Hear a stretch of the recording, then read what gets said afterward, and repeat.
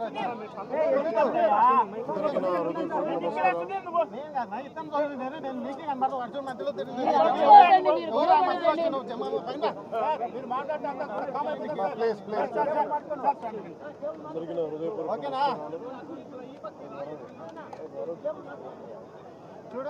నా హృదయపూర్వక నమస్కారం. గత ఏప్రిల్ 22న 27 మంది అమాయకుల్ని పహల్గామ్లో ఉగ్రవాదులు, పాకిస్తాన్ ప్రేరేపిత ఉగ్రవాదులు ఎంత ఘాతుకం చేశారో మనందరికీ తెలుసు. దాని పర్యవసానం భారతదేశం పాకిస్తాన్కి అండగా ఉన్న ఈ టెర్రరిస్ట్ క్యాంపుల మీద దాడులు చేయడం, స్ట్రైక్స్ చేయడం జరిగింది. వారి ఉగ్రవాద శిబిరాలని ధ్వంసం చేయడం జరిగింది. దానికి కంటిన్యూటీగా యాక్షన్ పాకిస్తాన్ కూడా మనకి కాల్పులు జరపడం, వీటి సరిహద్దుల్లో ముఖ్యంగా 5 రాష్ట్రాల్లో చాలా తీవ్ర చాలా ఉద్విగ్నతతో కూడిన పరిస్థితులు ఏర్పడ్డాయి. ఆ క్రమంలో మన ఆంధ్రప్రదేశ్కు సంబంధించిన మురళీ నాయక్ కూడా అగ్నివీర్గా గత 2 సంవత్సరాలు 22లో వెళ్ళిన వ్యక్తి. తల్లిదండ్రులతో మాట్లాడుతూ ఉంటే ఒకటే చెప్పాను, నేను దేశం కోసమే పుట్టాను, దేశం కోసమే చనిపోతాను అనేది పదే పదే చెప్తా ఉన్నాడు. ఎందుకు నాయన మనకు ఆ ఉద్యోగాలను తల్లి అంటున్నా కానీ లేదమ్మా, నాకు రైల్వే ఉద్యోగం వచ్చినా రైల్వే ఉద్యోగానికి పోలేదు, కేవలం దేశం కోసం పనిచేస్తాను, నేను దేశం కోసం చచ్చిపోతాను కమిట్మెంట్ ఉన్న వ్యక్తి. కానీ దురదృష్టవశాత్తు చాలా చిన్న వయసులో 23 ఏళ్ల వయసులో తన ప్రాణాలని కోల్పోవాల్సి వచ్చింది. పదే పదే మొన్న కూడా ఏం చెప్పానంటే, నిజంగా ఉగ్రవాదుల తూటాలు కానీ సరిహద్దులు యుద్ధాలు కనుక జరిగితే దాని పర్యావసనం, దాని ప్రాణాలు మొత్తం సమస్త భారతంలో అవి కనిపిస్తూనే ఉంటాయి, దాన్ని ఎక్కువ అవుతూనే ఉంటాయి. దానికి ఒక బలమైన ఉదాహరణ మురళీ నాయక్ గారి మరణం. చాలా చాలా బాధ కలిగించింది. 23 ఏళ్ళ చిన్న వయసు. మన ఎవరు భారతదేశంలో ఎవరు యుద్ధం కావాలని కోరుకోలేదు, ఎప్పుడు మన పరాయి దేశాల మీద యుద్ధం చేయలేదు. మనల్ని సంరక్షించుకోవడంలో మనం యుద్ధం చేయని పరిస్థితులు, చేయని తప్పక పరిస్థితులు.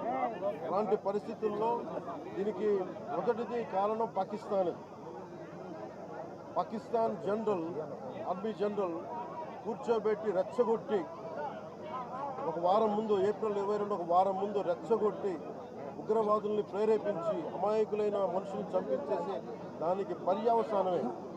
ఎందుకంటే 47లో వాళ్ళు విడిపోయారు, వాళ్ళకి దాహం తీరల. 4 యుద్ధాలు చేశారు ఇప్పటిదాకా, దాహం తీరల.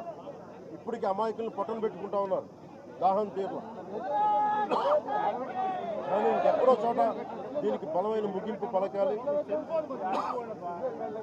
నిన్న కూడా చూసాం,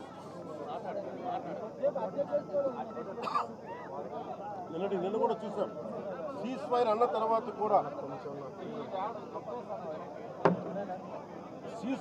తర్వాత కూడా సీజ్ ఫైర్ని వైలేట్ చేసిన ప్రభుత్వం. అక్కడ నిజంగా చెప్పాలంటే ఒక బనానా రిపబ్లిక్. దానికి ఎవరు మాస్టర్సో తెలియదు పాకిస్తాన్. వాళ్ళు చేసే అరాచకాలు, వాళ్ళు చేసే మనకి స్పాన్సర్డ్ టెర్రరిజం ఇండియాకు ఒక ఇబ్బందిగా తయారైంది. అది మన ముంబై దాడులు కావచ్చు, కశ్మీర్లో ఎథ్నిక్ క్లెన్సింగ్ కావచ్చు పండిట్స్కి, ఇది ఒక రిపీటెడ్ కోయంబత్తూర్ దాడులు కావచ్చు, పేలుళ్ళు కావచ్చు, జామా మస్జిద్ పేలుళ్ళు కావచ్చు, లేదంటే గతంలో జరిగిన మనకి గోకుల్ చాట్ పేలుళ్ళు కావచ్చు, లుంబిని పార్క్ పేలుళ్ళు కావచ్చు, ఇవన్నీ కూడా ఎక్కడో చోట దీనికి ఒక ముగింపు పలకాలి. దీనికి ఒక బలమైన గుణపాఠం చెప్పాలనేది నరేంద్ర మోదీ గారి ప్రజలందరూ కోరుకున్నారు ఆయన. దీనికి ఇప్పుడే సోదరులు గౌరవ మంత్రి ఐటీ అండ్ ఎడ్యుకేషన్ మినిస్టర్ వారు అనౌన్స్ చేశారు.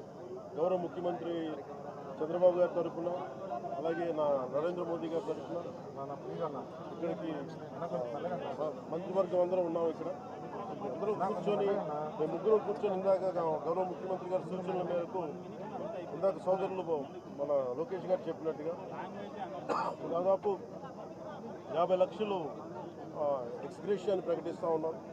అలాగే ఒక 5 ఎకరాల పొలం అని కూడా తెలియజేశారు. అలాగే 300 గజాలు ఇంటి స్థలం అని కూడా అనౌన్స్ చేశారు. అలాగే ప్రభుత్వంలో వాళ్ళకి ఎవరికైనా సరే వాళ్ళ నాన్నగారికి కానీ ఎవరికి కానీ ప్రభుత్వ ఉద్యోగం కూడా ఖచ్చితంగా ఇవ్వాలనేది క్యాబినెట్లో ముందు పెట్టి దాని నిర్ణయం తీసుకుంటాం.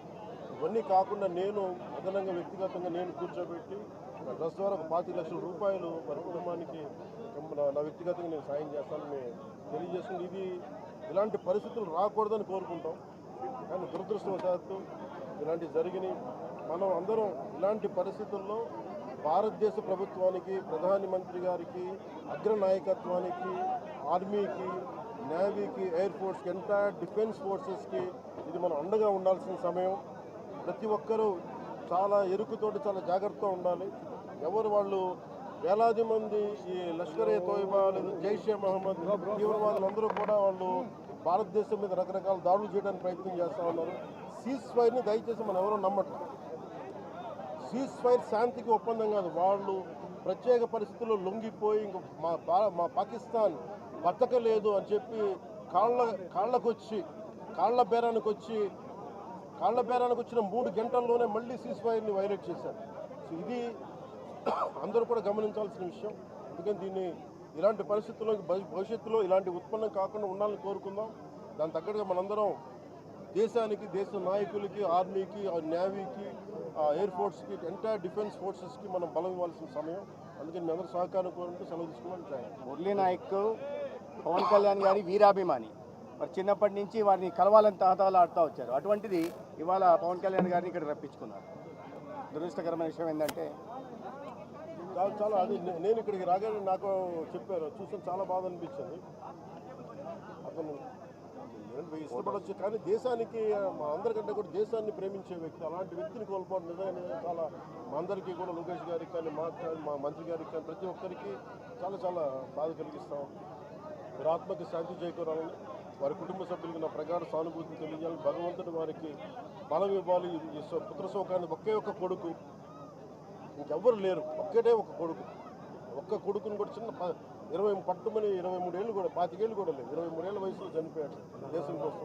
చాలా చాలా చాలా బాధగా ఉంది. వారి కుటుంబానికి అండగా ఉంటాను. చేసిన సహాయం కాకుండా మా 3 పార్టీల నుంచి కూడా వాడికి ఏ సహాయం కావాలో మా నాయకులు ఎప్పుడు అందుబాటులో ఉంటారు. మా గౌరవ మంత్రివర్గ సహచరులు ఉన్నారు, ఎమ్మెల్యేస్ ఉన్నారు, అన్ని పార్టీస్ ఉన్నారు, అందరూ వాడికి అండగా ఉంటామని తెలియజేసుకుని సెలవు. జై జోహార్ మురళీ నాయక్, జోహార్ మురళీ నాయక్, జోహార్ మురళీ నాయక్, జోహార్.